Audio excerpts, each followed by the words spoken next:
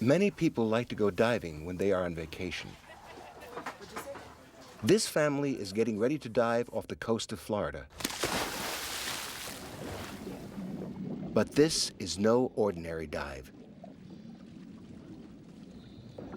It may be difficult to comprehend, but there are some people who will pay a lot of money for the opportunity to dive with sharks.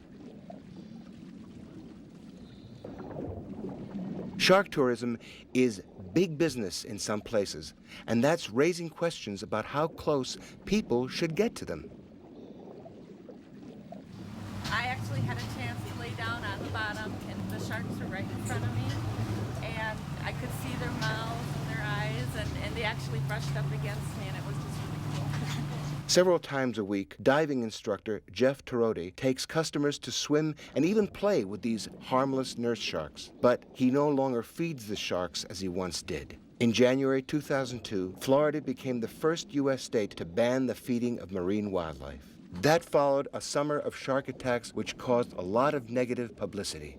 The horror of shark attacks makes many people react against them. Some tourists, though, believe they should be able to get close to sharks, including dangerous varieties. Divers in the waters of the Florida Keys, for example, often interact with bull, reef, and lemon sharks, all of which have occasionally attacked people. But despite such attacks, it would be inaccurate to say that sharks kill a lot of people. In fact, dogs bite more people than sharks do. And you have a greater chance of getting killed by lightning, bees, or snakes than by a shark. In one recent year, there were just 60 shark attacks against humans and just 3 deaths worldwide. Still, some people think that it's foolish to feed sharks and bring them close to busy beaches. Bob DeMond has been a diver for 30 years. He's still diving today, although he's worried that sharks may be losing their fear of humans. Feeding sharks, the reason or the purpose that people feed sharks is to attract them to human beings. That's why they do it. You may not be a shark's prey, but when sharks learn to associate humans with food, they approach you investigating to see if you have food. For DeMond, that's reason enough for banning the feeding of sharks. Bob has created the Marine Safety Group.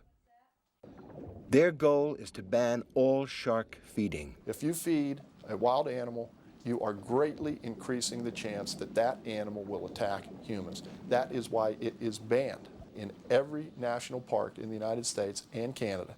Shark feeding has never been directly associated with an attack on a human. When a shark does strike, it is usually hit and run. It bites and then quickly releases the person and disappears. Researchers hypothesize that these sharks may have confused a human with a seal or another animal that they would normally kill. For divers such as this 14-year-old girl, the opportunity to go diving with sharks is a chance to understand them better. Meeting them up close, she says, has made them a little less terrifying.